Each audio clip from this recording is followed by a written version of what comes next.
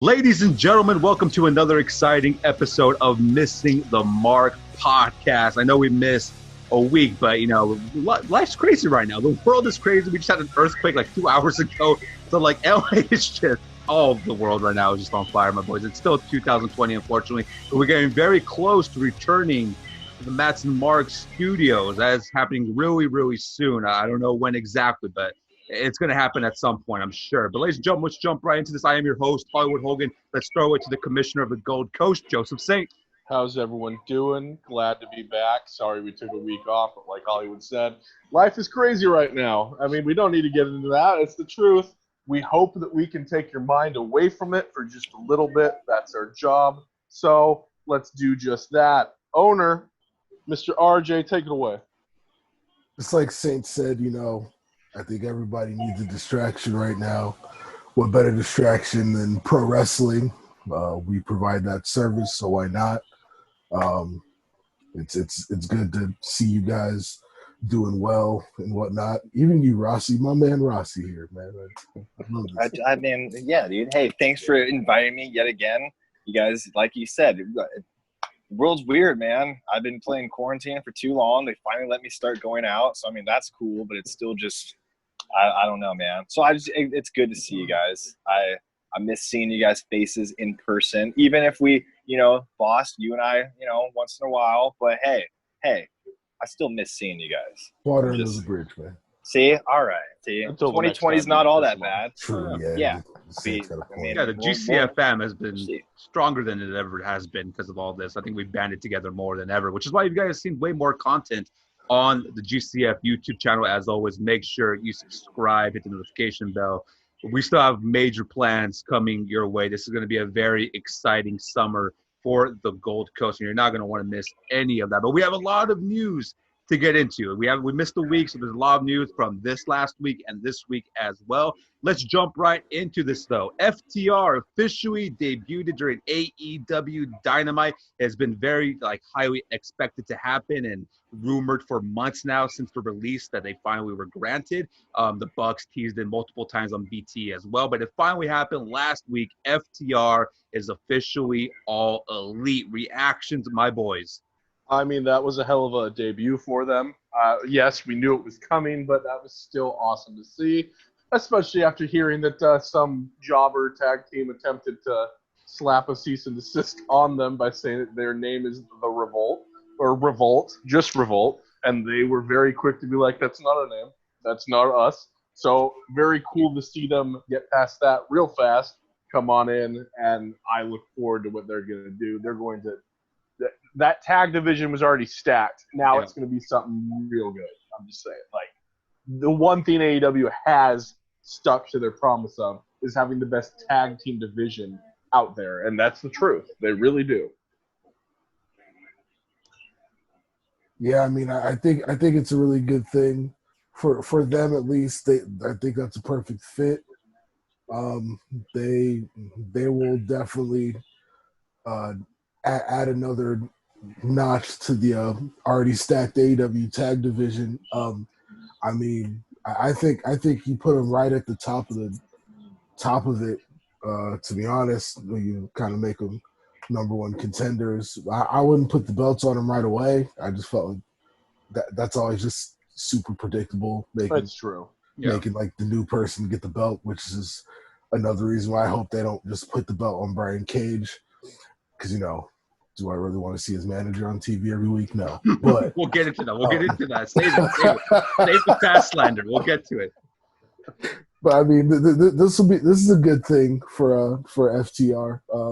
You finally get that Young Bucks match. They'll probably have a good feud, and it'll be good for the Bucks too. I mean, this is a new team for the Bucks to face. We haven't seen this match before, so maybe it'll bring something out of the Bucks that we haven't seen before. So. Well, and let's be real. All of the EVPs of AEW have done a real good job of burying themselves over the past year. And it's nice to finally see Cody step up, get the television title. It's nice to see Hangman getting over, So now I like that you call it the television title. That's what it should be called. It is what it is. Let's not lie.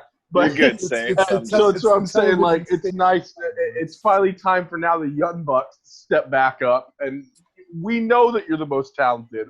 Now, stop faking us out. Stop beating yourselves down. Yeah. Put yourselves over a little bit. It's time for this, and this is definitely the way to do it. And having a very long, awesome feud with the Revival. Sorry, but I think that they can go the next 4 to 6 months of this feud, because that's how good these matches are going to end up being.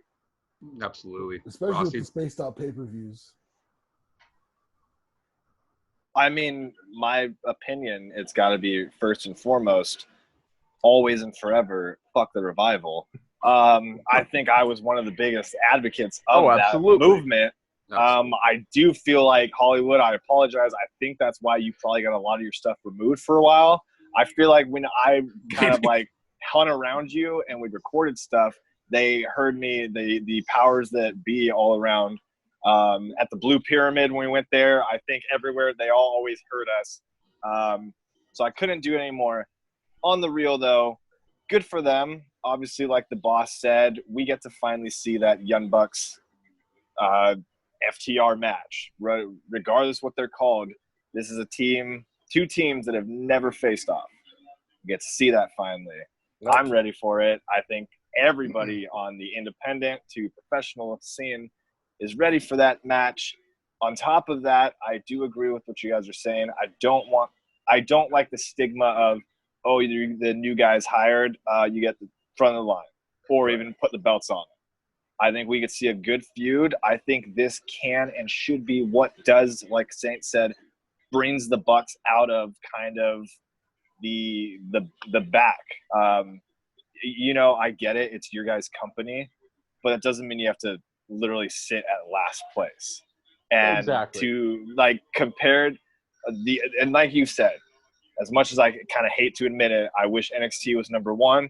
But on the tag team side, AEW has the teams, absolutely.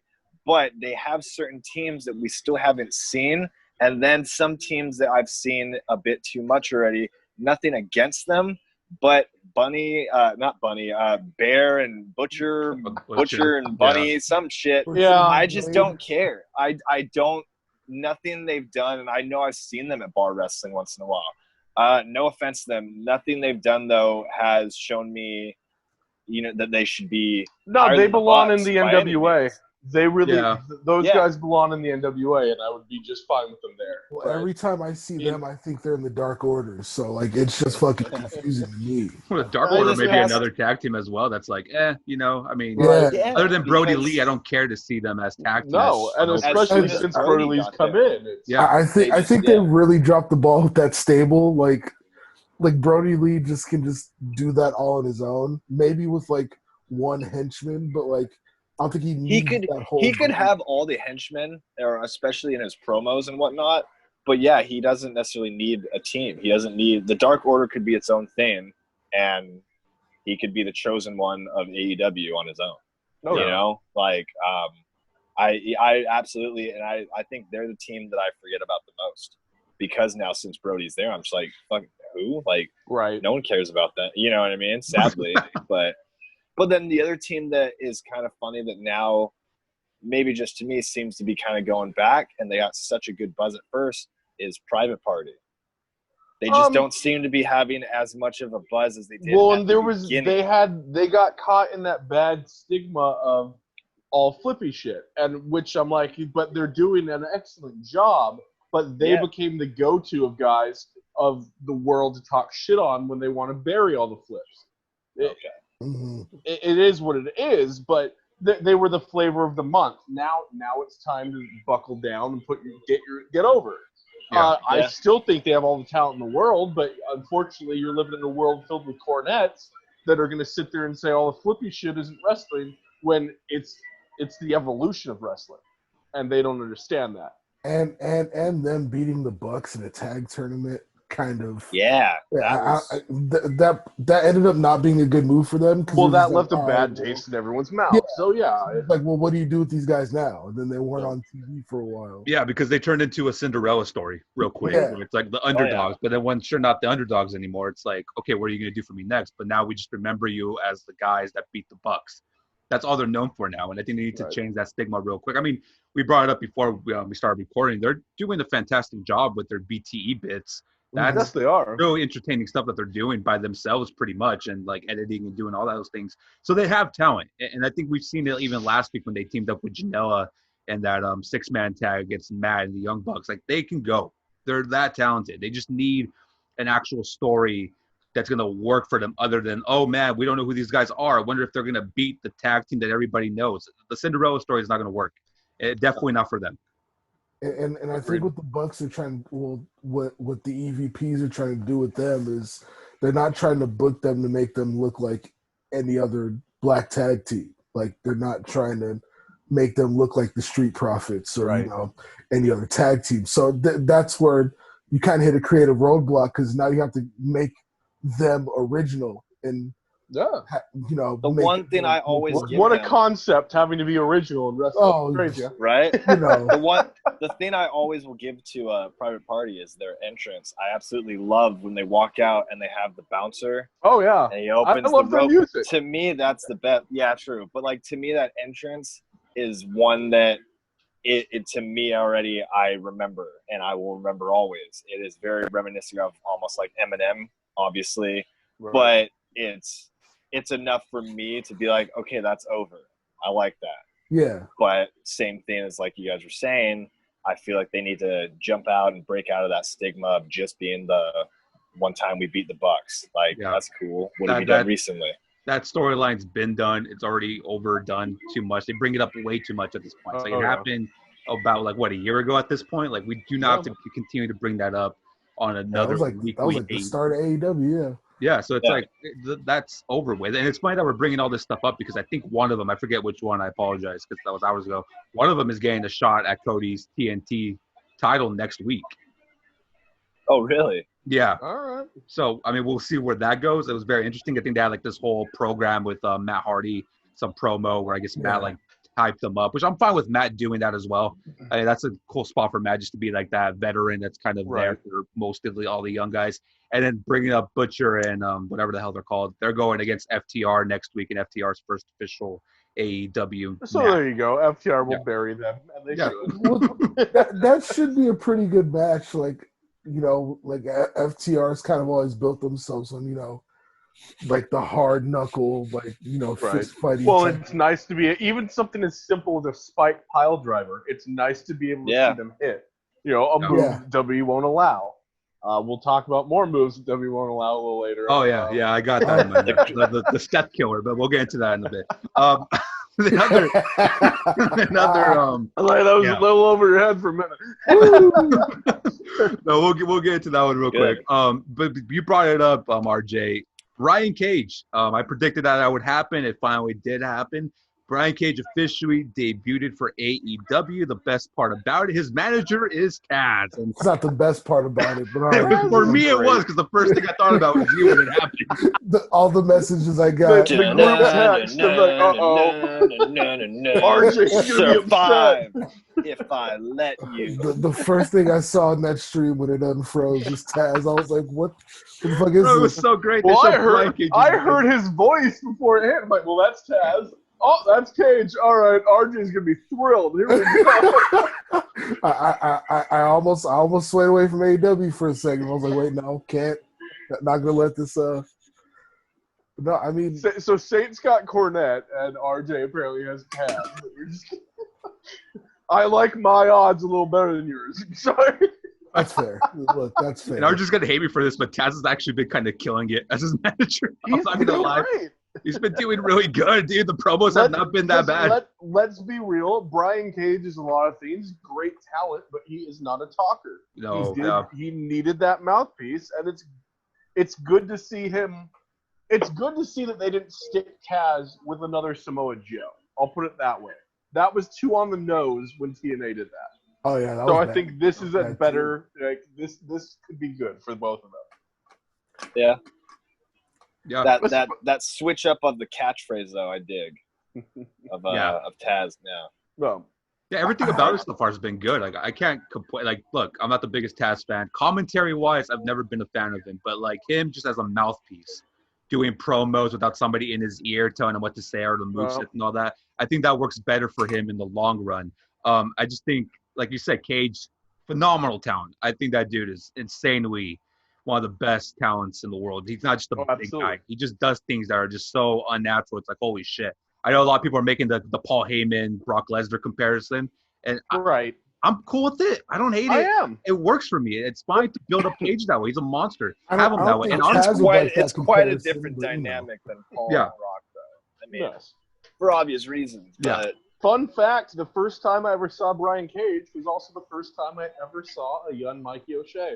That was at Mex Pro Wrestling. Really? He versed Joey Chaos, and they had an amazing match. Brian Cage and Joey Chaos. First time I saw Brian Cage was at a Denny's after a PWG show. Well, I remember seeing him and being equally because cool. It was the first time he went by Brian Cage, and I was like, "Isn't this Logan Cage?" And he just got released from WWE Developmental. Weapon X, Logan Cage. Yeah. Dang. Nostalgia. Oh yeah. Yeah. So Cage. I'll go for it, Rossi. My bad. I'm sorry. My take on just Cage being AEW. I'm glad he went to AEW. If he was ever going to sign, other than clearly he's coming from Impact, I'm glad he chose that one. I don't think there were too many word because on the real, I don't think anybody thought he was going to go anywhere else other than AEW. Oh no. No one thought about Brian Cage going to NXT. No one really thought about even WWE, and I'm glad because he's another. I mean, he made a name for himself from Mexico, but there's only so much Mexico can do. I don't even think he would last in NXT. No, not at all. Vince would take him real quick, dude. If he had him on NXT, it would last like a month. Well, that was gonna be my worry. Vince would take him instantly, but that wouldn't be good for him. No. He would be lost instantly. So good for him. In the long run, do I think he needs the belt immediately? No, but if they do something interesting, all right. You guys know I'm not the biggest Dean fan, so man, I'll never care if someone takes the belt from him. I'm in the bag with that one, dude. I want him to win. I don't think he needs it, but I want Cage to win the title. I'm over the title run. There's nothing. It's done. So now. I mean, we're giving it away, but Fyter Fest is 2 nights. Which night is he get a title shot? Probably the second night. Probably the second. I'm assuming, yeah. I'm thinking if someone's gonna probably take the belt off of Moxley, it's probably gonna be Adam Page. If they, I don't know about yet. I think you got a long build up to that. Yeah, I'm not. I mean, I wouldn't want Moxley to have like a super long title reign, but they might either fast track him turning on Kenny in the Elite. That's gonna happen at some point. They'll probably book that for All Out or all whatever they do in Chicago if they have the show. Push him to be that tweener, and then he's just like, "Well, I kind of got the shit out of the stick, the first time, so I'm just gonna go." What if that's finally when we get the return of the villain? Or the crossover. ROH isn't coming back. Did he make an appearance on Being the Elite? He did make an appearance on Being the Elite.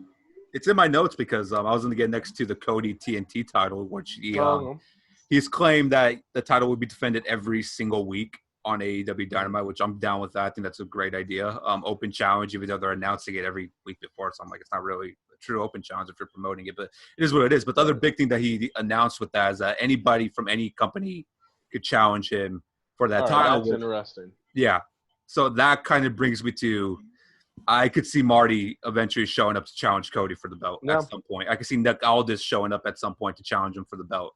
Those are relationships that they have already had in the past. Mm-hmm. I think he left that door open. Jeff Cobb's another one that they've had there as well, that you could just see. He didn't say that for no reason at all. You know what I mean? He's leading into that anybody could just show up. So I wouldn't be surprised if you see Marty at some point make his way there, but just for a match, just to bring that title up. Do you think Tony Khan saw that as like another kind of like olive branch to New Japan? Maybe like, I don't think they want to give too many more olive branches, and I wouldn't either. Fuck New Japan. Emphasis on the fuck. Saint said it this time, not Hollywood and Rossi. This is not words. Do not take Hollywood's video down again. Just This is not going up on my channel, so they won't find it, thankfully. Or unless they have me like registered in their fucking system whenever Hollywood mentions New Japan. Whenever somebody says New Japan, it just probably, man. Yeah, I don't think like Saint said, like they've done everything they possibly can to have a working relationship with New Japan. They gave him Jericho, they gave him Dean. They've done everything for them, man. Is he still the champ? No. In Japan? Yeah. Is he? Oh, the U.S. champ? I think so. I think because they haven't had a show in so long. I'm pretty sure he's still goes to show how fucking much because they stripped him of it, yeah. and then I thought he went back out there and won it. He's facing Saber stripped him of it? That show. Oh He's yeah, what? Yeah. It's Zack Sabre versus Moxley for the title. Oh, you fucking better give it to Zack. Yeah, But he how- should be. that makes He more should sense. be. Go over the world champion. Zack Sabre should be world champion, man. He absolutely Like- should.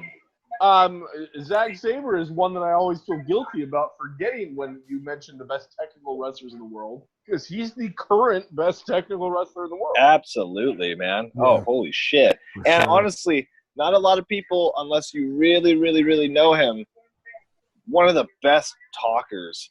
One of the best shit Oh, talkers, yeah. actually. one of the best Oh, people in the very business. easy. Oh, To ignore, because people think that he's just being a dick. I'm like, no, he's getting his character over. Yeah, he's so good. That's Who he is. If Rossi Montgomery could take his expertise to any place and manage any one wrestler right now, You're going to put Taka out of a job? I'm going to put Taka. No, me and him are going to mean- go chop peepees off together, but we're going to manage Zach together because All right, holy man. shit, he's just too good. I don't want to put Taka out of a job. That's why. You get the ref. We've been watching wrestling for too long. Yes. But no, absolutely. Zach is so overlooked. I know we're jumping wrestling. I didn't think we were No, going to get there, but you know. Oh, we went there, guys. I had to. There's always that was like a TJ reference just for him. I know he's not here with us right now, so I want to give him a shout out. But no, and I'm back to the whole kind of we're going all wrestling world right now. We always do. Back to AEW. End it with the whole title picture. Do I think, and ending with all four of us, do I think and do you think Brian Cage should be the one to take the belt? Yes or no? I, as of right now, say I don't think it's ready. I don't say I want Moxley to keep it, but I'm just saying I don't know if it's ready for Brian Cage. That's my honest opinion. Hollywood, what do you think? Absolutely, yes. That's just because I'm just tired of the Moxie run. I'd rather see Cage with that title with Taz. Sorry, RJ, but with Taz talking and just having him as a monster heel, just dominate through the division almost. Because if Moxley wins this, what else can you do? I mean, Kenny has the whole tag team thing. Cody's the TNT champion. You already beat Brody. You already beat Hager. You already beat Jericho. Like, they haven't really built anybody else up, honestly. Right. I mean, like, unless they do Pac Moxley next, there's not that much left for Mox to do as champion. I think he's done a great job with it during the pandemic as a holdover. But I think if you're going to build the next big thing, no pun intended, I think Brian Cage should win the title. Do you think MJF ever gets a shot? Who? You think MJF ever gets a shot, or is Not right now. Not during this reign. Not at Moxley. No. Yeah, I mean, he's the future of wrestling. Well, yeah. but no, he's not. I think MJF might take the TNT title first Yeah. Oh, I agree. and kind of just run the mid card for a little bit. He'll pull that Rob Van Dam. He'll probably hold that belt for a long, long time. Yeah, Television title going on for a year. That's right. I mean, because Still television title. I feel like he definitely does deserve to be a champion. Oh, absolutely. Just because I mean he is one of the faces of AEW. He's one of the top. Well, heels. and I've said from day one, and I'll continue to say it: the first swipe that WWE is going to get is making a major play for him. Of any homegrown AEW stars, they are going to go after MJF hard. Because if I could real quick, WWE and honestly any company, AEW, if MJF goes anywhere else, any company that he is with needs to realize that you have, and in all opinion wise, Rossi Montgomery is speaking only on his behalf, but any company should be looking at MJF and knowing that they have the next version of Ric Flair. So the best thing that you can do is let that kid build a stable around him, so you have the next generation of a new Four Horsemen. See, I wouldn't even. I mean, that's high praise. My highest praise would say that is definitely everything that Orton was when Orton was in his prime. Orton was the golden child that should have been given everything, and he wasted it. I mean, I'll give you that. But to say he's a Ric Flair, that's bold. That's bold. When I'm gonna go. When I hear that kid, and I say kid. When I hear him just his talking inside and outside the ring, he knows what he's saying. He's so good at knowing what he's saying. That's when I start to be like, that's Flair.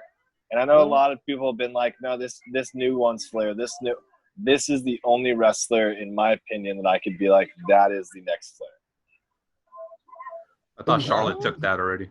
Oh, come on. She tried and she ruined it, like she does with most things. No, well, there's another rumor that potentially they could be doing a new Horseman. That Charlotte will ruin something? I think she's done that. That's not a rumor. Show at this point. A new Horseman in AEW or WWE? There's rumors. In AEW with Spears, MGF, and FTR. I don't know about Spears. Get Spears out of there. I know, but Chloe's been like hinting at it, man. And they need to just stop. They need to stop with him. That's the point. I get it. It's Cody's friend. He had talent at one point. I was never a huge fan of him, ever, to be honest. Never. But no, definitely not then. It would have been 2 decades ago when he actually started in Florida. I definitely didn't like the whole Perfect 10 thing. That wasn't over for him at all. And then entering him, you wasted his opportunity being number 10, twice in the Rumble? The first time was over. The next time was just boring. I just didn't care. It was a straight up gimmick thing. It was. Yeah.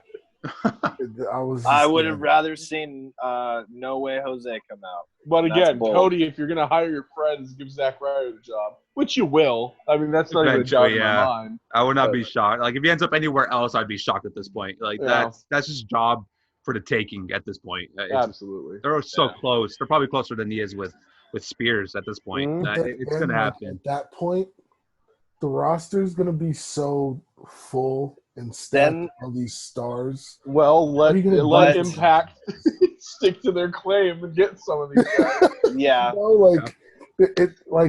From a booking standpoint, you can't make all these guys look good. No, and they're already running into that problem now. Yeah. Well, NXT is running into that problem. That's why a lot of people, Deonna Purrazzo was the first one to say, the locker room is too full. It was a lot of great, talented wrestlers. Well, but I've said that since they made NXT go onto the air of not an internet show. You just made NXT, which was your star builder, into an actual brand. The problem there is now what's your training brand? But you know what my problem still is, and I'm always going to be number one fan of NXT. When it came to television, like it is finally looked at as the third brand, or at least it should be. I still feel like they look at it as developmental. Vince McMahon does. Yeah. And that's the problem, though. And if you want proof of that, you don't have to look any further than Charlotte. That still gets to be on Raw as a Raw superstar, even though she chose the NXT Women's Championship to go out. We talked about that during WrestleMania, the WrestleMania match. We knew from the moment that she won that title that she was only winning it for a ratings draw. That's the only reason why. That's why they have her on every show. They got nothing. They got nothing. Then they make up these stupid rules that a superstar can only appear 3 times. They ignore it for Charlotte. They move AJ because they know that he can't keep up with that. Oh, because they knew AJ was going. Considerations like it's a damn football trade. It's like, dude, like he's like, what are these future considerations? Are you? Meanwhile, Matt Riddle gets to go to SmackDown. Was there any trade there? That's my do you want to get to the Riddle stuff, or do you want to finish the AEW stuff? Let's finish AEW. Okay, yeah, all right. I have it on my notes. There's a lot of Matt Riddle stuff. Rossi has to get in the mindset. We'll let Rossi run with it. Yeah. All right. So me and him just get each other somehow. I don't know what it is exactly, but it's like there's this cloud that you share. It's like we're always on like this kind of like joint like idea method like mindset. I don't know, man, but Hollywood get us. Yeah, just get us there, man. All right. Well, you brought up Fyter Fest. That will be taking place July 1st and July 8th on Wednesday night, so it will be free. So I think that's a cool thing that they're doing. Obviously, they know they can't sell that card. I don't think that was ever going to work. Moxley, Brian Cage, I don't think that's going to make that much money. And just the rest of the card doesn't seem – you got Kenny and Hangman versus Best Friends. The card itself wasn't going to be that great. So I think it's a good call by AEW to put it on free TV on TNT. And then one more final AEW note. I don't know if you guys noticed that AEW was heavily promoting HBO Max. Shout out to HBO Max. There's negotiations and rumors of AEW Dark moving from YouTube to HBO Max. Oh shit! Yeah, but we're not getting Dynamite like a day later on HBO Max or anything like that. Maybe they could possibly do that. But I think the money would be in that first. Oh yeah, definitely. But I think they want to go live on HBO Max every Tuesday or however they do. I don't know how they're gonna do it, or every Wednesday before. I don't know how like the plans are gonna work because I know TNT wants to do it live, but like AEW likes the pre-recorded stuff. Yeah, there's just a lot of like I don't know. There's a lot of background noise going around, but AEW will probably have some feature on HBO Max in the very near future. So that's why you saw the Young Bucks and Kenny and Cody and all of them pretty much promoting the hell out of HBO Max last week. So yeah, you'll probably see them on that. That would be dope. Like going on to Flip. They would have the opportunity to do a lot more, like content-wise. I mean, they already let them say whatever the fuck they want in promos anyway on TNT. Like imagine like what they'd be able to do or say on the HBO. So that might be a good look for them. Production-wise, it would be way better. I mean, they would just have way more resources. HBO has money, man. Yeah, I mean, they still don't have. Yeah, they do. I mean, they still don't have Entourage the movie on HBO Max, but you've been tweeting that since the damn. You gotta give up, RJ. It's not going on HBO Max. It was your flagship show, man. RJ, who hates Taz for being a fake New Yorker, but loves Entourage. But a group of fake New Yorkers. Well, as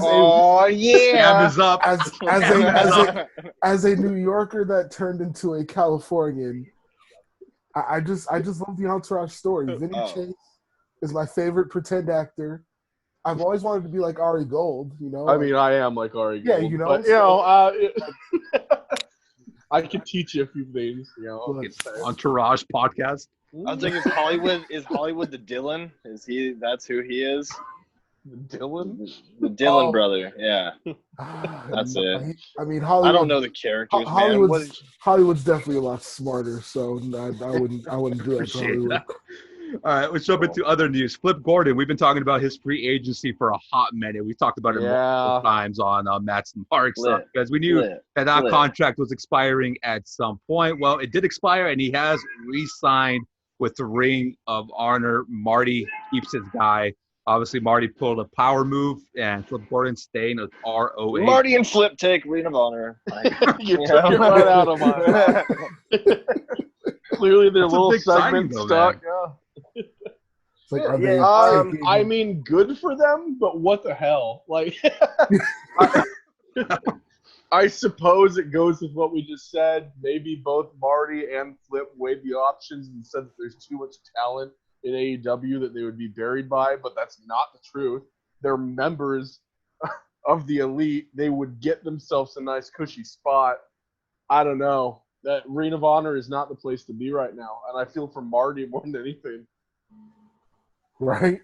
I mean, unless they don't own it, but I figure they do. Whether they joined AEW and then joined the Elite, they could always go to AEW and then still have Villain Enterprises on their own.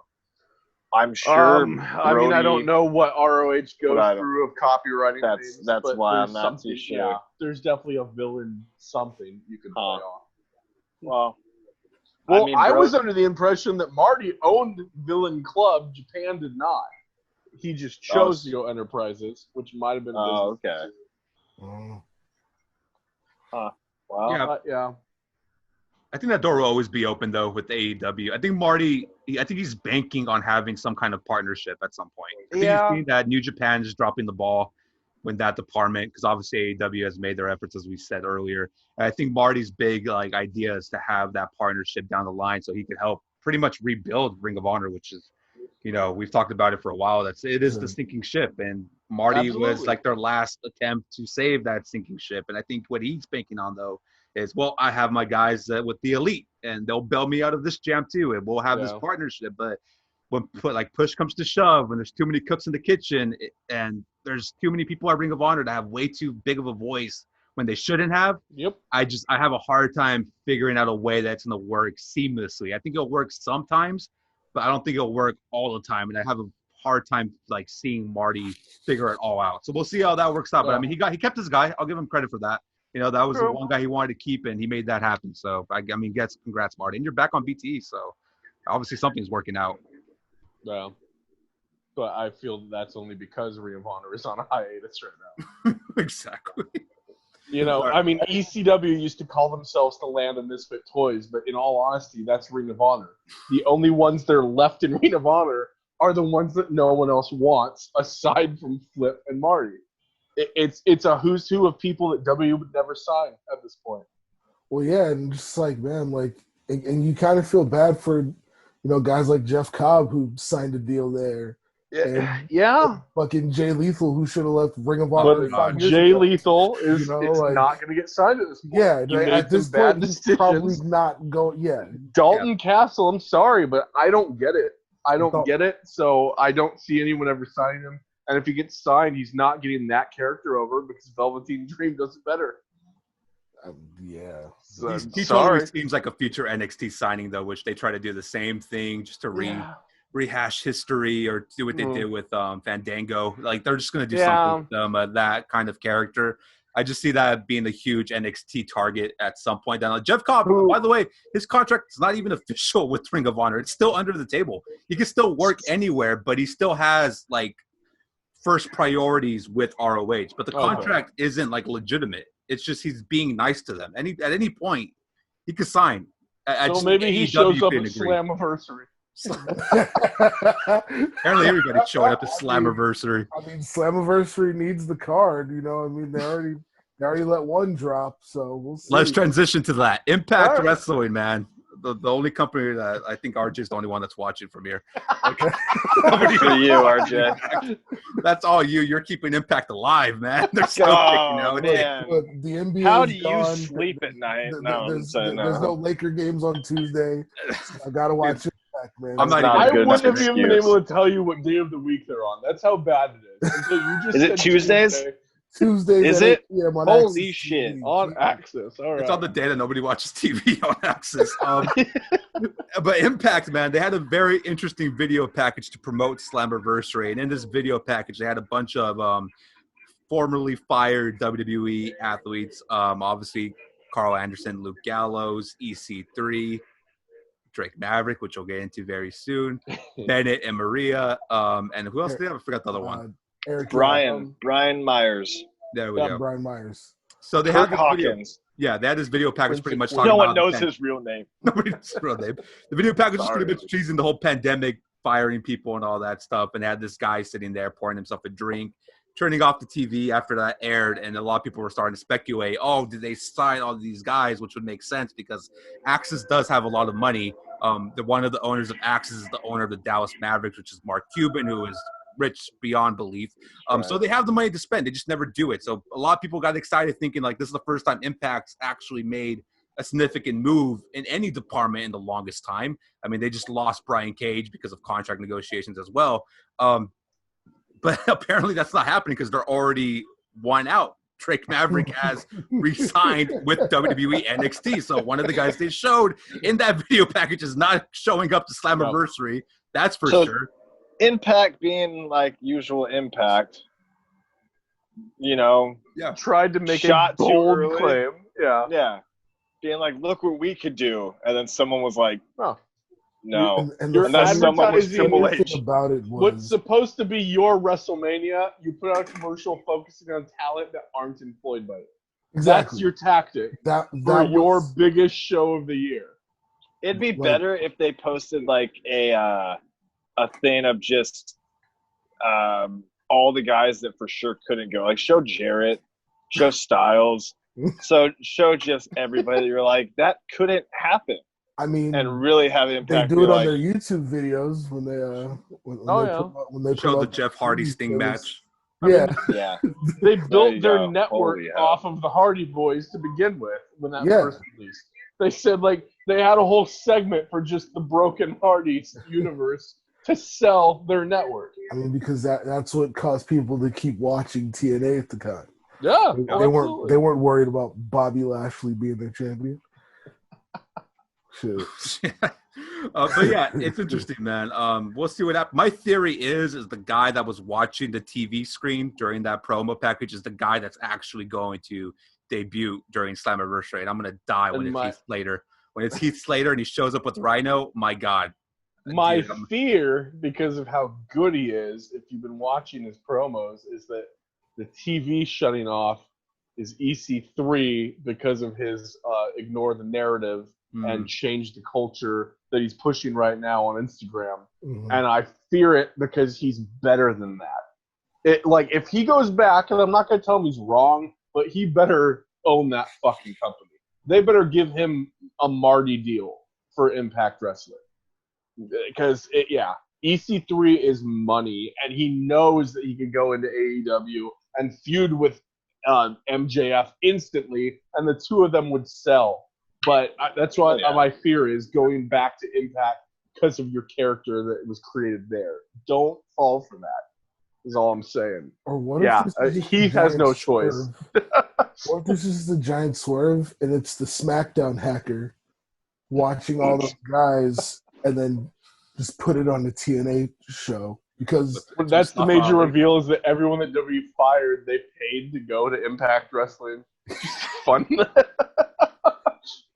And like one of those guys is the hacker because they have the inside scoop on shit that's going on in WWE. Well, Chad Gable had a match last week, so I don't think it's him anymore. Ali still has been seen, so it's good. It's probably RJ. You're the only one that watches Impact, so let us know how that ends up turning out in the long run. If they do I'll let y'all know. I'll give you guys the end.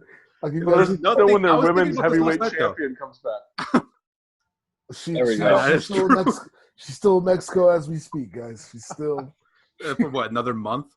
Yeah, she's gonna be there for a while. Yeah, that's fine. I was thinking about this last night though. I don't know what Impact could do to make me watch. I don't think there's anything they could do that could make me be like, I'll watch it, I'll check it out.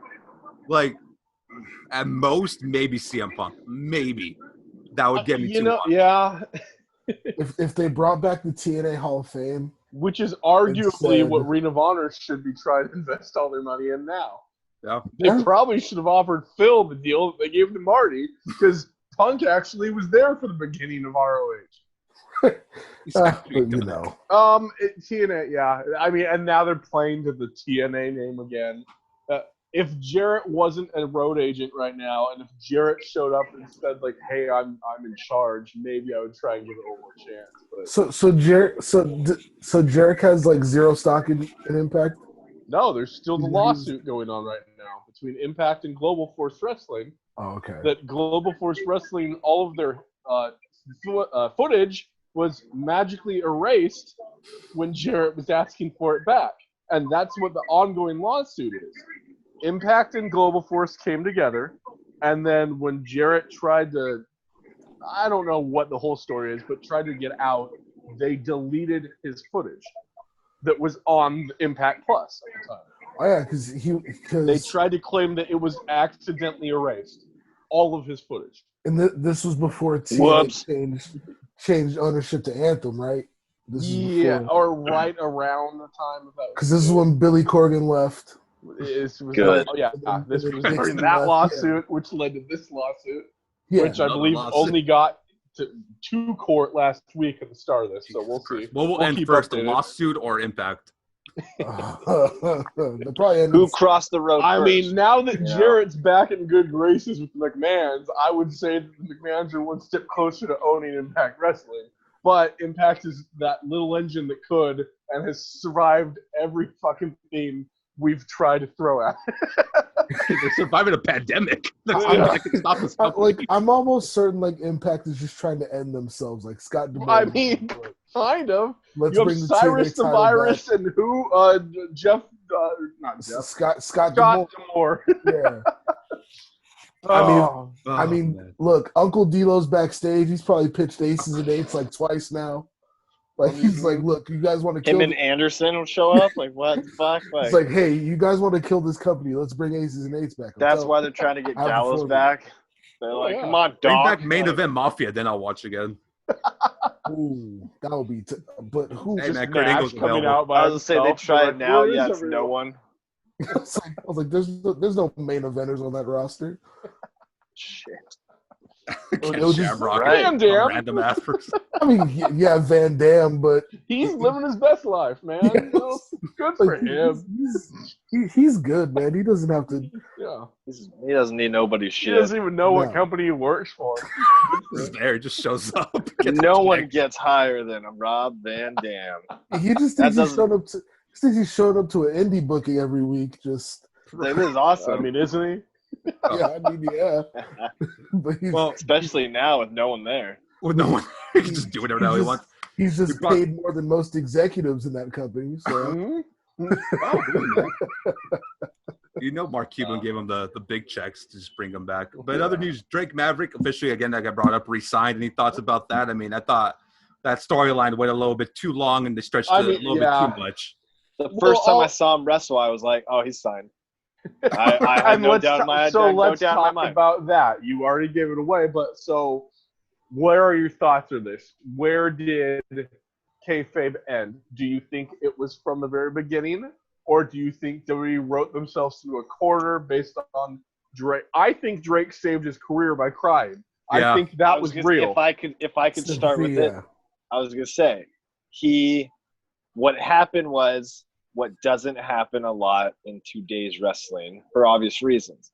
But what happened, in my honest opinion, was he was sympathetic, he was honest, and that's when the world forgot that Rockstar Spud was a fucking wrestler, not just a manager that kind of did shit, but not really. Because you think about Drake Maverick in WWE, he did nothing. He wrestled a few matches randomly because Cruiserweights called him out. Yeah, that was a 205 general manager, sir. Oh, and then what happened to that? And he was a very fun GM in the beginning before everyone forgot about 205 Live. But then they paired him with AOP at one point. They kind of almost finally let him go with EC3, which could have worked because they are best friends in real life.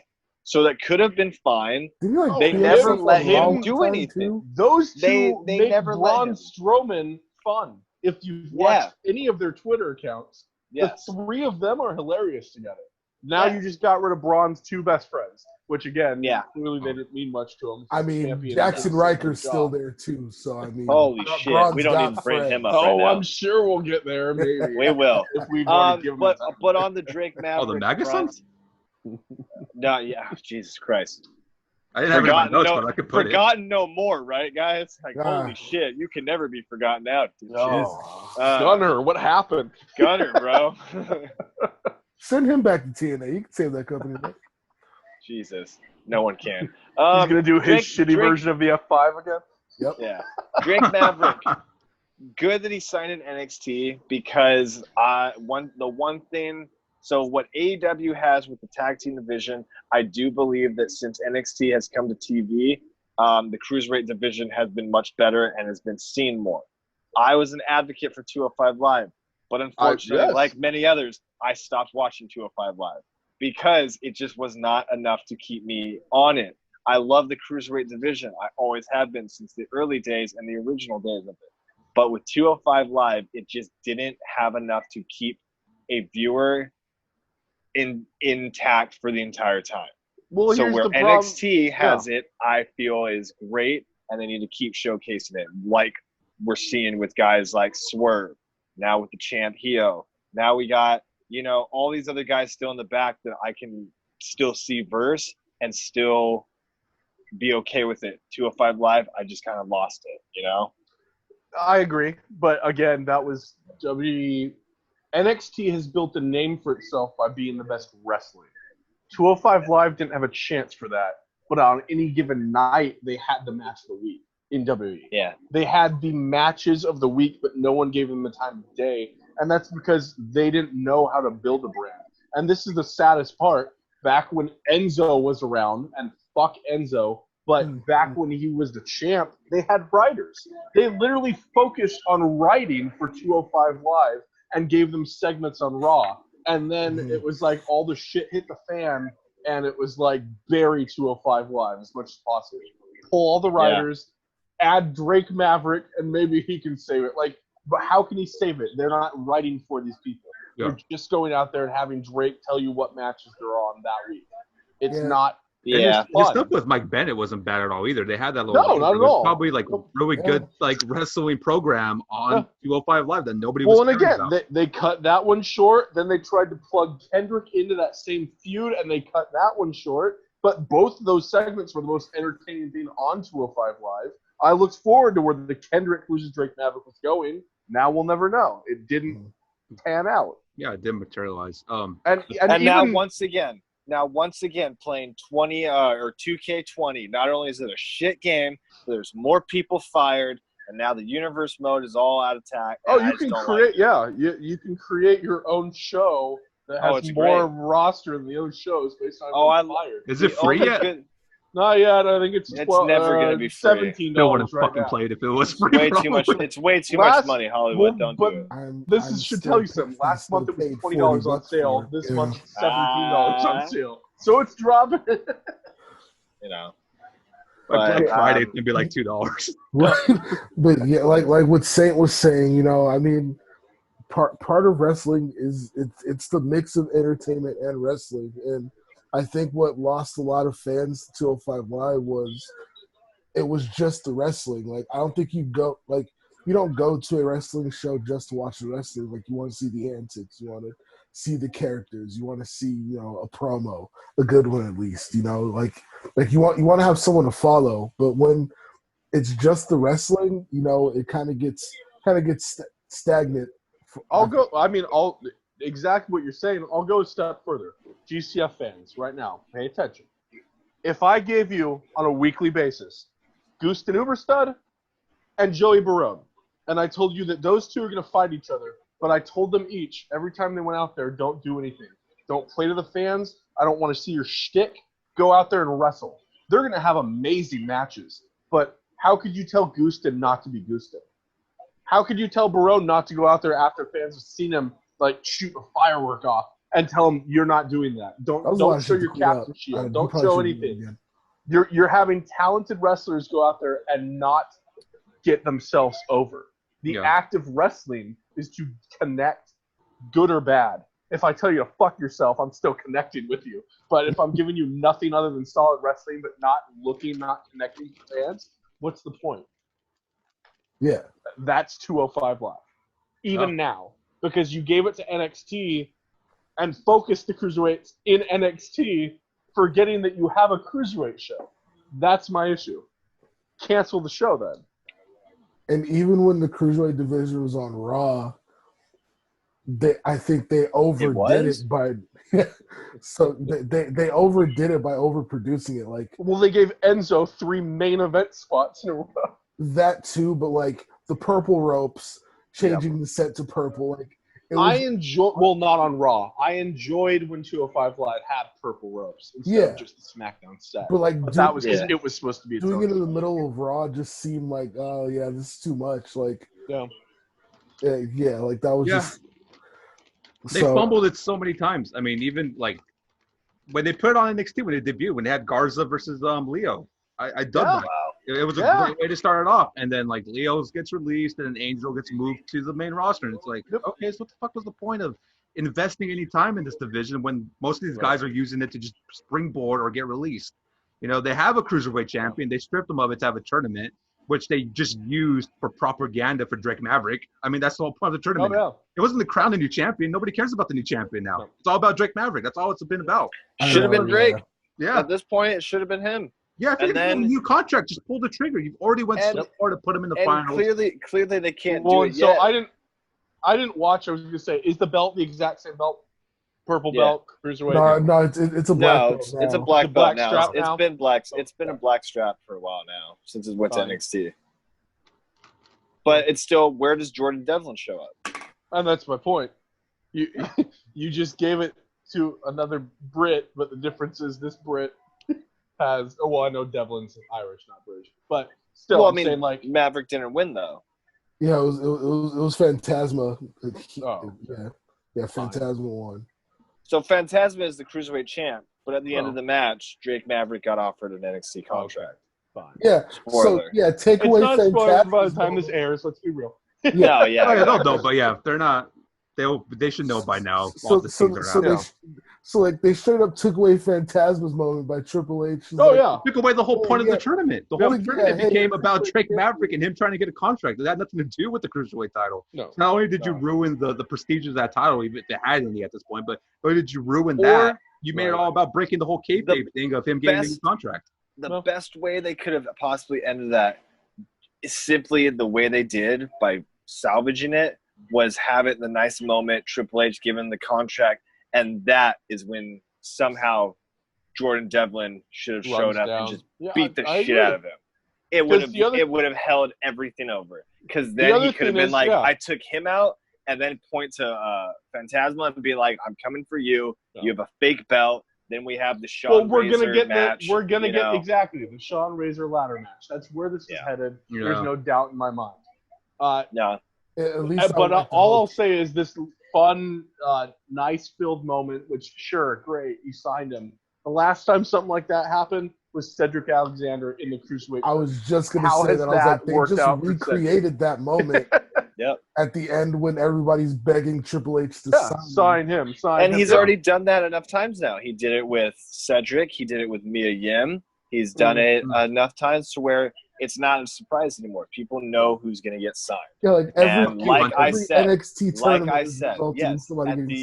at the beginning of this whole thing, after Drake Maverick's very, very sad and very emotional video, I had zero doubt in my head that he was going to get signed after all this. Well, when you're talking on the promo, whatever. But when you're on a promo crying, saying that your wrestling career might be over, that's what's going to happen. Like, I'm not saying he did that on purpose. I'm just saying the cards were played right, and it worked in his favor. It was just annoying as a creative team. Yes, I hate that you just made the whole tournament into that. I'm sure EC3, sure, it's your best friend, but, like, you've just appeared in every one of his segments lately. Like, that's a huge slap in the fucking face to him. But you were both getting this new gimmick over if you've been following his Instagram, his website. But no, like, I'm just going to sign this contract for less pay because let's be real. I already heard this. WWE's already, and this is probably because of the Impact promo, they've already reached out to a number of the release stars and offered them lower pay to sign the contracts. I hope no one signs it, but clearly Drake just did, is all I'm saying. Well, yeah. Well, he probably thought that he didn't have that many options, which he probably did. I was like, he didn't. I mean, to that extent, I agree. Cruiserweight X Division. Well, even then, I don't think he would fare well going back to Impact just because. No. I mean, he would be in the exact same role. He would be EC3's lackey if he goes. And I'm not saying the pay would be any better. The pay probably wouldn't have been any better with Impact. No. Like, I understand what Drake did. I think they could have just done a better way of doing it. There was just better options out there. Just a shame that that's how it led up to, especially with the amount of people they did fire that day. You don't see them in storylines that lead to title matches that leads to them getting a contract at the end, just to be like, hey, a feel-good moment. The underdog is still saved and he still has a job with us. Like, oh, how wonderful. He still has a job. What about everybody else? Kind of just ruins a lot of things for me. Another cruiserweight there. And then what does that say about Zack Ryder, whose whole career he was the underdog? He got himself over on his own as far as he could, and they just buried him. He didn't cry enough. Buried. He didn't cry. He would have been in the IC tournament probably. But his last big singles moment was him winning the title at WrestleMania and celebrating with his dad. Scott Hall giving him the rub. Scott Hall giving him the rub. So it's like just to lose the following night. I mean, we'll see. Another cruiserweight that resigned with WWE is Drew Gulak. We talked about him not agreeing to a new contract, WWE releasing him, but apparently that was just a negotiation tactic right. to get more well, money. The difference there where I'm willing to kind of accept Drew is all he wanted was better pay than 205 Live. Main so I'm roster sure money. I'm sure they gave him just enough to him to be like, yeah, fuck it, why not? Like, he's got a cushy spot right now. He's got Daniel Bryan's lackey. He knows that eventually he'll get to do the turn, and that'll be the big payoff. I mean, honestly, the best thing, in my opinion, what could happen is now that we have Riddle going to SmackDown, which is bittersweet for me, but we have Riddle going to SmackDown. We have Gulak kind of a face with Daniel. Have Gulak and Riddle turn heel. You have a catch point reunion, which is going back to Evolve. I think that would be great because Gulak and Riddle together are two of the best technical. We went back to the technical talk from earlier. I think those guys could do a lot. Riddle as a heel, not so much. Let Gulak be the talker. Let Riddle just be Riddle and let him fight. You know what I mean? And it's something different because I don't think he's going to be able to do what he was doing on NXT on the main roster. He also doesn't have Pete Dunne anymore. So that was something. On that note, Hollywood, you want to jump into the Matt Riddle? Yeah. Okay. So Matt Riddle, as you brought up, he is getting the call up to the main roster. We'll see how that plays out. We all know the Riddle stories of the locker room heat, and I'm pretty sure that's not going to end anytime soon because Matt Riddle is Matt Riddle, and he pretty much goes by his own drum, and he's always going to go that way. That's just no one gets higher than Matt Riddle. But one of the funny things that not funny, but one of the things that were brought to my attention is that Kurt Angle was offered the chance to be Matt Riddle's manager. And that was the plan leading up to this week until Kurt said, don't want to do it, not interested. I had fun being the referee for that cage fight that we had. And I know I kind of told you I might be interested, which was the whole reason why he took the referee job for the first place. But at the end of the day, Kurt decided that he just wants to stay home and chill, doesn't have any real care in the world. He said, I'll introduce some, like in a video package the week before he debuts. But the original idea that Vince and WWE had was for Kurt to be there with Riddle the whole way through. No Kurt Angle, though, so Riddle will be going solo so far. We'll see how that goes. Like Rossi said, he's not going to be able to do what he was able to do in NXT. Those video packages, promos that him and Pete Dunne were doing, I highly doubt you'll see that in the main roster creative team meetings. Yeah. So we'll see how it happens, man. But Matt Riddle in the main roster in SmackDown. What if they just start randomly drug testing Matt Riddle now? My first thought was, he's fine. My first thought was, is Van Dam signed to a legit TNA contract, or can they offer him the manager role? Does it get one of his? That seems like a better fit. I don't. Yeah, I was gonna say, like, on the real part of it, I don't see. Yes, they're both the correlation. Technical and submissionist. Well, especially when you still have Chad Gable on the fucking roster. Exactly. We're going to ask Kurt to manage. Is he still Shorty G, or is he? Yes, I think so. Oh, yeah. Awful. But that writes itself too. You have Kurt confront him. You say, "What the hell are you doing? You're a goddamn Olympic star. Get out there and start acting like it. Take these Percocets and get out there, buddy." Go out there and headbutt everyone that gets in your way. Go jump through the cage like a real man. Damn true. Yeah. Or no, he goes back to TNA. He's like, "It's real." You're like, "Oh shit." Oh. The wrestling machine. Some wrestling Instagram, I forgot what it was, posted the Kurt Angle, Booker T, Sharmella angle. Oh god. I'm like, why this week? I'm like, what the hell is that? Like, it's like all the weeks. This was it's like a big wrestling Instagram page too. I'm like, what the hell?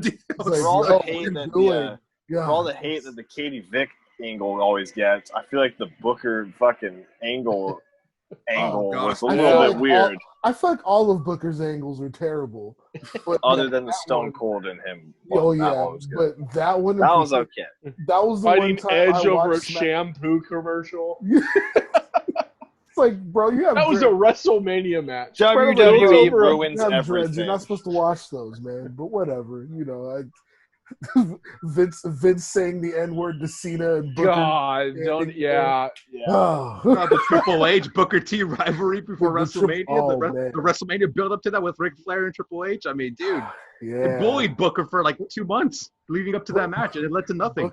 Booker was that WCW guy that eventually stayed the rest of his run there, but like he had to take some punches to stay there. No, he ultimately did what the other guys didn't do and get the title, but there was definitely a cost. But well, yeah, you had to be King Booker to get it all. Well, yeah, and then have Goldberg come back and get 3 more title reigns over you when you were there longer. But who has that Hall of Fame ring? True. Well, I mean. Well, I guess both of them do now. Yeah, both of them do. Yeah. Son of a bitch. Goldberg got inducted 2 years ago. Yeah, actually, it is. Well, Booker's a 2-time, right? Booker is a 2-time. Harlem. Oh, Booker is. Yes. Oh, sorry. Yeah, Goldberg doesn't have shit. He's not going to go in twice. There's nothing for They put him a separate time for this run. Here's him in the car that he fucking split his hand open. Does Booker go in with the NWO? He was an NWO member now. No. Goldberg will get an award for kicking Bret Hart in the face. That's his second. There you go. Yeah, after W owns Impact, Main Event Mafia. Main Event Mafia goes in. There we go. Another reason to put in Kevin Nash. No, WWE is just gonna bring back Main Event Mafia. Have Seth run Main Event Mafia. Shit. Okay, thank you for bringing up Seth. Oh, thanks. No problem, man. No problem, man. I'm good at I'm blanking. Somebody say me. What's the move called? I don't know. The Buckle Bomb. The Buckle Bomb has been banned by the WWE. Oh, the Crippler. But not based on Seth. No, based on RJ. Your terrible lover, Nia Jax, trying to destroy and kill every woman in the she wrestles. Fucking Amazonian war beast. It's called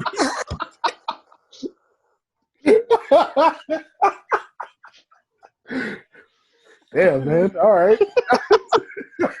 Oh. Thanks. It is a crazy time.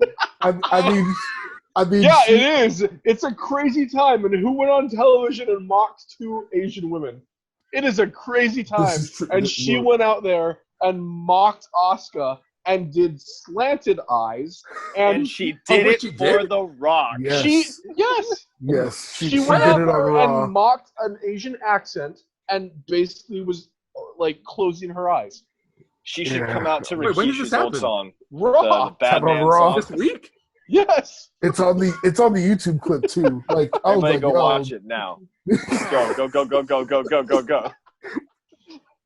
I seriously I know she did all that. I know she tried to kill Carrie Sane by throwing her into the steps. I have zero respect for her. She is only here because she uses The Rock's name. More than Roman ever has, more than the Usos ever have, more than anyone ever has. Well, I mean, The Rock's name. That's all she has. Like, you know what? As much as Rossi hates Seth Rollins, I've always hated Nia Jax. So I absolutely from a fucking standpoint, stop being reckless, you stupid bitch. Like, thank you. Like, because now there's violence. It's not even a power thing at this point. No, and there's working, and then there's being a fucking Nia Jax, and you're not working clearly.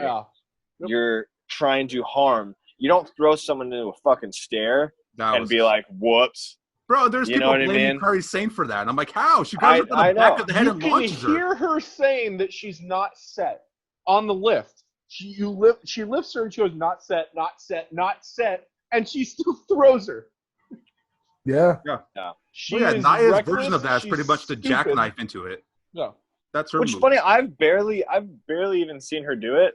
So when I did just see the article saying, banning the move, I did think it was like, because Seth fucking killed Stain. Well, all right, I get it. Let's be honest. Well, no, and she's had to change her literally was finisher. a power bomb. Hers was like a double choke bomb into it. Yeah. Well, yeah, and she had to change her finisher because she can't do the leg drop anymore because her knees. Oh, boo. Can't do shit. Didn't she come back and try and steal Paige's DDT? Yeah. That didn't get really? over? No. Why didn't she just get a rock bottom? Blessing. Yeah, Paige gave her blessing for it, but I guess the fans were just so like, no, you can't do it. And then she started with the whole I'm being bullied thing that she does all the time. Exactly. I'm being bullied because I'm a reckless piece of shit. I'm being bullied. Yeah. I grew up overweight. We understand that. We're not mocking you for that. We're mocking you because you're not good at what you do. She eventually, that's the thing, she eventually just became overweight. Like, she was a decent-sized person at first, but now she's... At least I don't get it. Tamina made sense. Tamina had talent. She's a little on the older side to be in WWE. Sorry, it is what it is. But I mean, and your father doesn't do any favors.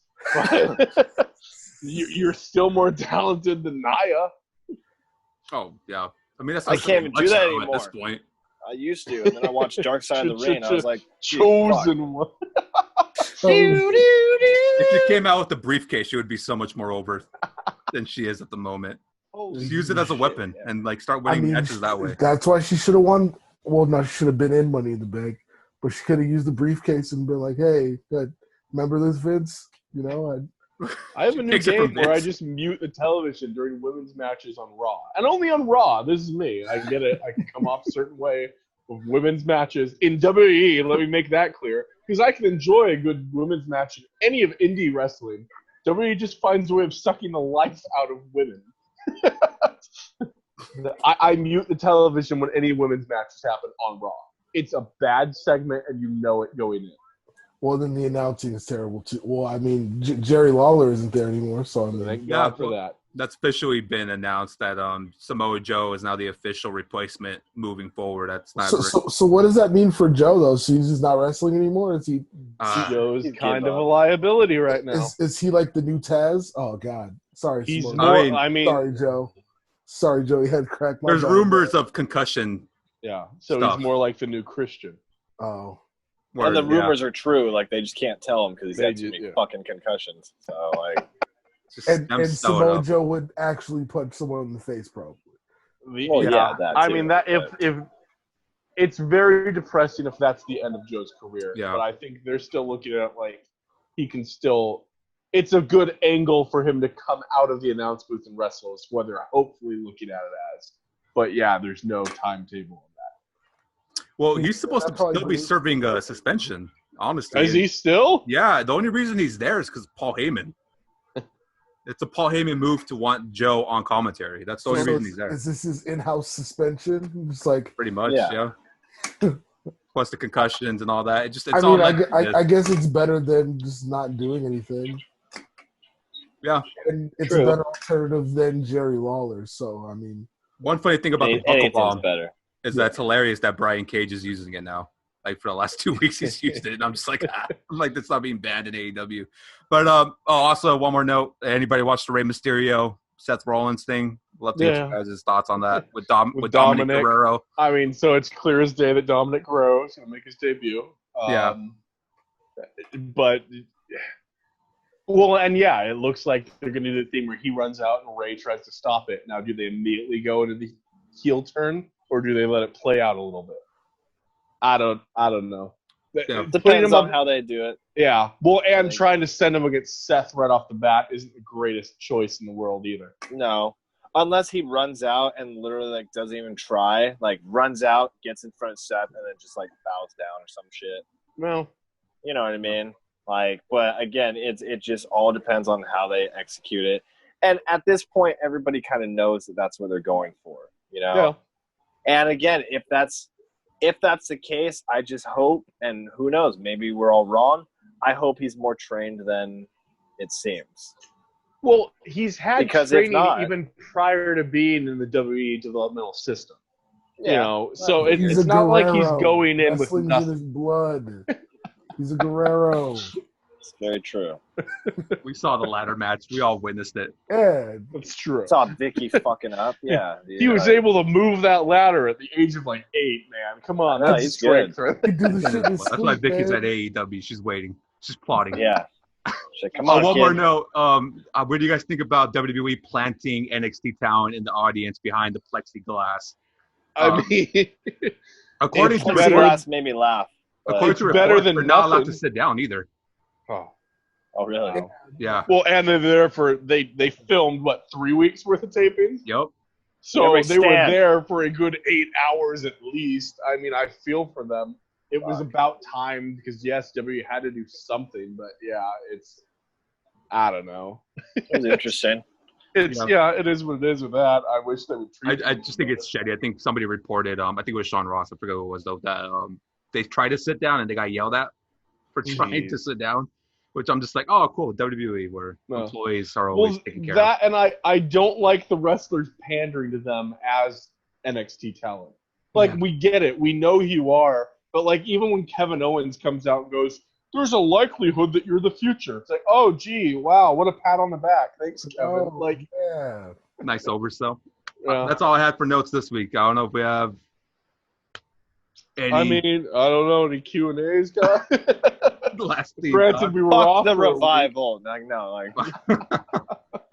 because, Yeah, that was 2 weeks worth of wrestling news that we wanted to cover, just because we missed last week. And then soon enough, GCF will be back with back in the studio. We're working down the details and all those things. And you guys will be the first to find out once we have all those things worked out. In the meantime, though, please, as always, subscribe to the GCF YouTube channel. And also, we announced this a couple of weeks ago, GCF has official merchandise over at PWTs. Go over to pwts.com/followthefed to get the first official GCF merchandise on their site. That link is in the description down below. You can also find it in all our social medias. And if you do buy a shirt, make sure you tag us on all our social media platforms so we can share it as well. I'm pretty much, that's all I got for this week. I don't know if anybody wants to share any other. Hollywood, thank you for ending it right there perfectly. I do have one last thing, and the boss, the commish, you, myself, everybody knows the big news of GCF this past week, a few days ago. Gentlemen, we did reach a milestone in our collective history. It has been 1 full year since, ladies and gentlemen, the reigning, defending GCF SoCal heavyweight champion, the dad bod god himself, my best friend, my client, my champion, Chris Cadillac. He's held that belt, man. He's beaten all of them by hook or by crook, like he loves to say. I love to hear it too.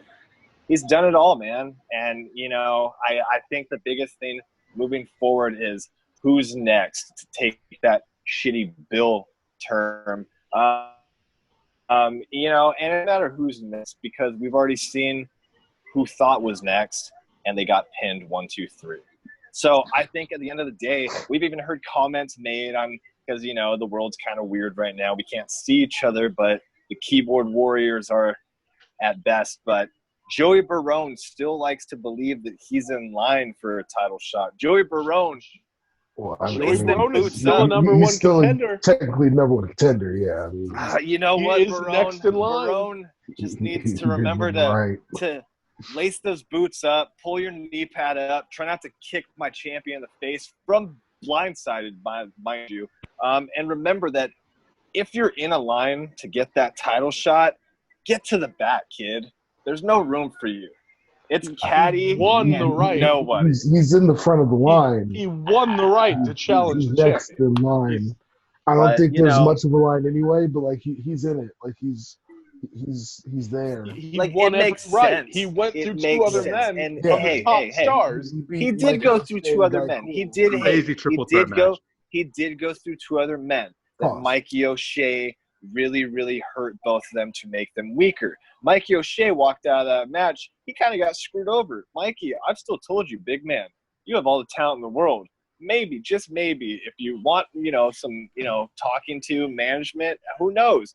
Rossi's always up to it, bud. But he knows now. He knows, man. He's got wrestling. He's got everything. He's got championship caliber. And the biggest thing is, going forward as well, GCF knows it. You guys know it. I know it. My champ knows it. I am the manager of GCF. I am the manager of champions. That is something that I get to say, that you guys get to say and hold to your company. You're welcome, guys. I mean, I know. Friends I'm just with saying. all the champions in GCF currently right now. Friends with the UV champ. Oh, I'm not too. I'm just saying. You know. The relationship's been. That's if fair. I could say anything on my behalf, not even on behalf of my best friend, the champion, Helmuth, congrats. You are the UV champ. I know everything's weird right now in the world of wrestling and in the real world, but hey, I'm saying it on behalf of Rossi Montgomery. I don't hate you, man. I don't have put your hands on me, and I had to make a decision. That is a decision on behalf of myself. I think I made the best decision. Just saying. But Helmuth is a great champion. Helmuth is a great wrestler. He knows what he's doing. I don't even know if Helmuth needs some of these guys. More so that Flores character. I don't really get him. He's the one that's put his hands on me a lot. He likes putting his hands on men. That's his thing. Is that what his thing? I don't get it. But hey, dude, I'm for everybody. I'm for everybody, man. But hey, my guy and my underdog still to this day, I want everybody to know, I got no hard feelings, no absolute bad words towards the one and only Count. Answer my calls, man. I'm trying. I've been trying to hit him up. We go way back. That's the one with the face paint, right? I feel like if I can kind of talk to him, I could still point him in the direction. I just don't know. I don't. He talks. How do those conversations even go? Does it just mumble? He mumbles. Yeah, does he? Mumbles. He's funny, dude. He actually, this one joke he said. I can't say it on here. I'll call TJ later on. He's funny though. But back to the champion side, when, and it's not an if, it is when GCF can return to our house, our dojo that is. You guys, make the match. You guys put the stipulation, do whatever. My champ, my boy, is going to show up. And once again, he's going to defend that title, whether it's against Barone, whether it's against anybody, whether it's against someone from Florida, from Japan, from anywhere. It doesn't matter. Chris Cadillac is and always will be your defending GCF SoCal heavyweight champion. That's Congrats it, man. That's the best sign-off, man. Congrats to the champ, 1 year as champion, longest reigning,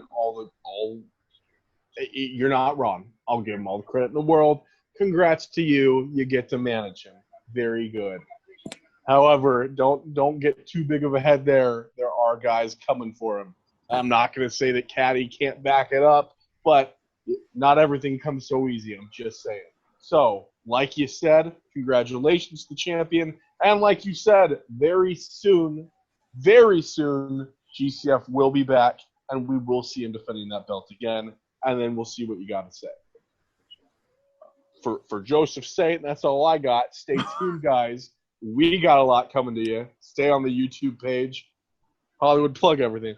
Oh, yeah. As always, subscribe to the GCF YouTube channel. As always, click that notification bell so you know when we upload a new video. Make sure you follow us on our social media platforms, Twitter, Facebook, Instagram, you name it. We're on there. Follow the Fed. Once again, PWT/follow the Fed to get your official GCF merchandise. I will say congratulations to the champion. 267 days officially now as the champ. It's a hell of a run. So congrats, Caddy. We'll see what's next, and I'm pretty sure we're going to find out very soon what's in store for GCF. The future is very bright. Once again, this summer, the Gold Coast is going to be very lit, ladies and gentlemen. It is your boy, Hollywood Hogan. Joseph Saint. RJ Wallace. Rossi Montgomery. Stop watching Impact, dude. Do something better, man. This has been missing the mark. We'll see Not you much guys to do, man. next week. See you next time.